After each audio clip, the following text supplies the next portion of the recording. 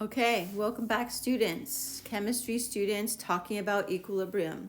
In the previous video, we discussed this concept of equilibrium, the criteria of closed systems, the dynamic state, the fact that it has to be a reversible reaction, and the fact that the amount of reactants and products have to be constant. Not the same, but they remain constant. And we talked about our first example of a chemical equilibrium applying those concepts. And so what we want to talk about now is when we deal with a chemical equilibrium, we want to be able to give numbers to it, okay? So we basically want to be able to quantify that, okay? And so there's just a protocol for doing that. Basically, our protocol is we're going to talk about something called an equilibrium constant. And that equilibrium constant, we're going to call K, for lack of anything better. And sometimes you might see it as KEQ, meaning it's the constant for an equilibrium. So when we calculate KEQ, okay, the protocol is we're going to take the concentration, that's what the bracket means, of the products, divided by the concentration of the reactants. My pen's not working all that great this morning. Reactants. And we're going to raise them to their coefficients. Okay, so we're going to raise them to their coefficients. And though that implies that you're dealing that with a balanced equation, raised to the coefficient. So, for instance, if we look at our equilibrium that we looked at in the previous video, of nitrogen and hydrogen gas making ammonia. If we were going to write the equilibrium expression for this, we would take the ammonia and we would put the brackets there because we're talking about concentration, and we would raise it to the second power. And again, that's because that 2 right there is telling us to do that. And because those are the products. The reactants, we're going to take the nitrogen and it would be raised to the first power because the coefficient is 1, so we just leave it off. And we're going to put the hydrogen in here and we're going to raise it to the third power, again because of the coefficient out front, right? So that's our protocol. That's just how chemists have decided they're going to quantify, put numbers to equilibrium. Okay. I want you to notice something that's really confusing to students. When we write an equation, we have a plus sign, an addition sign. When we write an expression, we call this the equilibrium expression. It's different. The protocol is different. I want you to notice that there's not a multiplication. There's not an addition sign in there. There's a multiplication. So we're basically multiplying those together. Okay, let's look at that again in a different way. So if this was our balanced chemical equation right here, our protocol, remember, is we're going to take products over reactants and we're going to raise them to their coefficients. So here's my 2 products, C and D. Here's my 2 coefficients, C and D. So I'm raising them. You'll also notice, again, that there's an addition in the equation. There's a multiplication in the expression.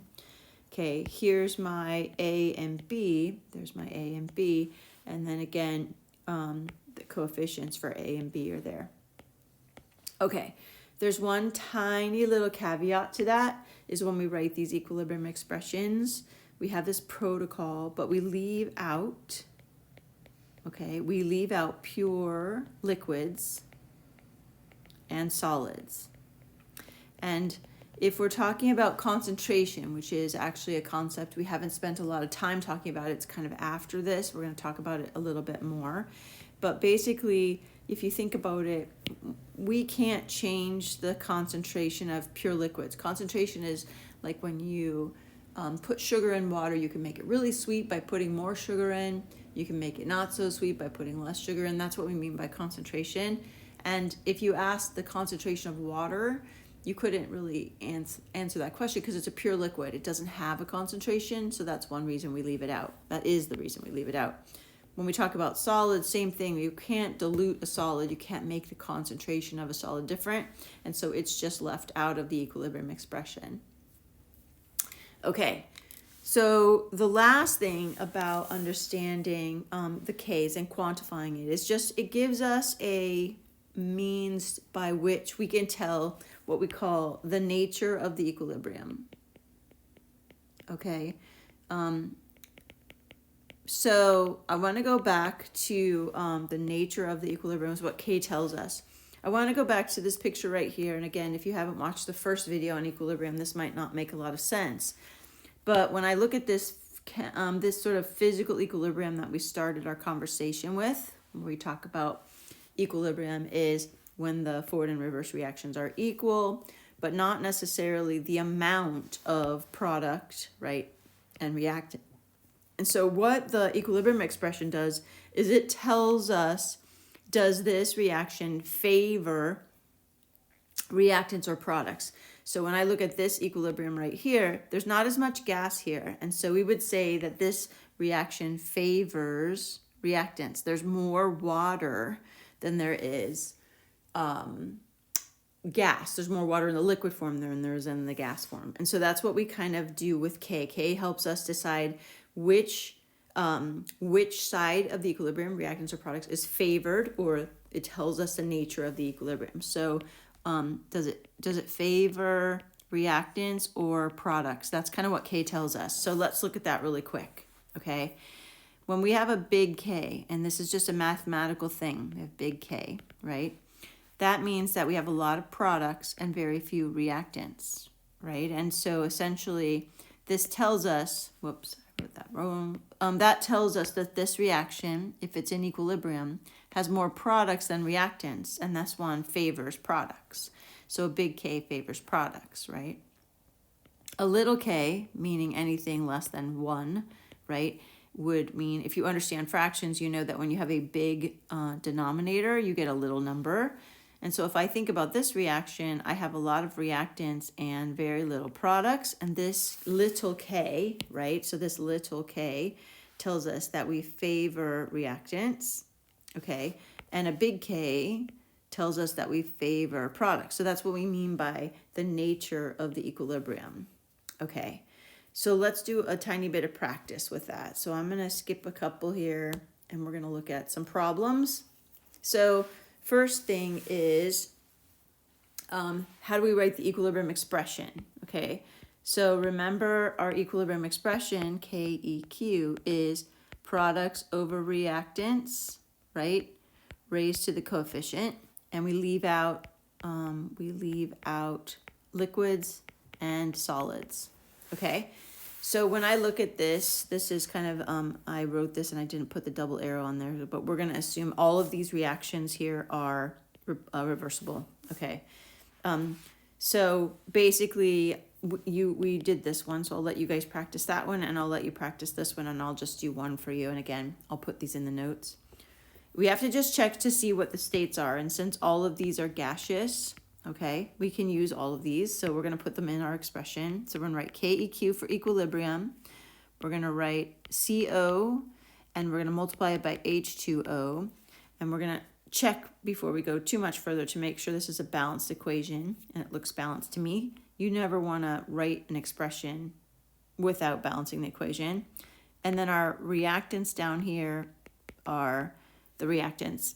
Again, please notice, this is the kind of thing that there's an addition sign in the equation, there's a multiplication sign in the expression. So that's what we mean by writing the equilibrium constant, okay? I'll let you guys practice B and C.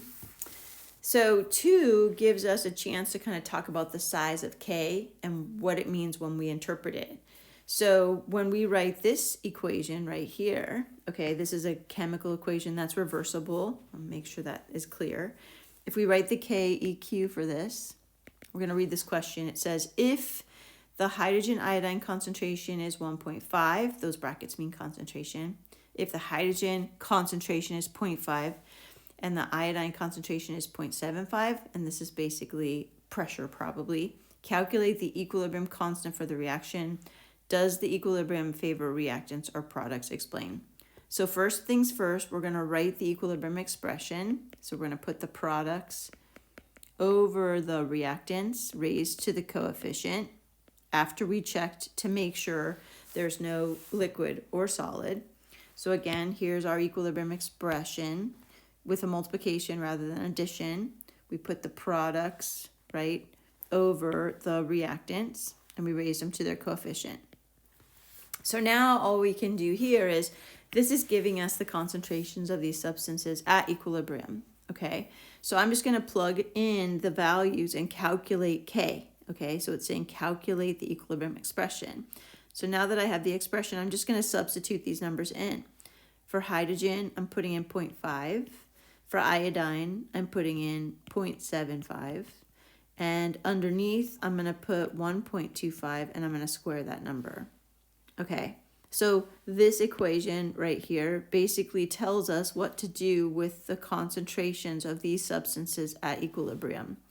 So the system's allowed to go back and forth until it reaches equilibrium, and then basically we're going to kind of decide which side is favored by looking at the value for K. So if I take, I do mathematically, well, I gotta find my calculator.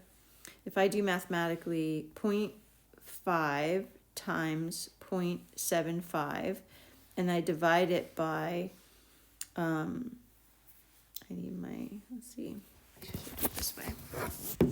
I'm gonna divide it by 1.25. How come I can't get my, well, let's see. This isn't working. Hold on a second. Let's go back. I have a better calculator. I just have to find it. Where's my calculator?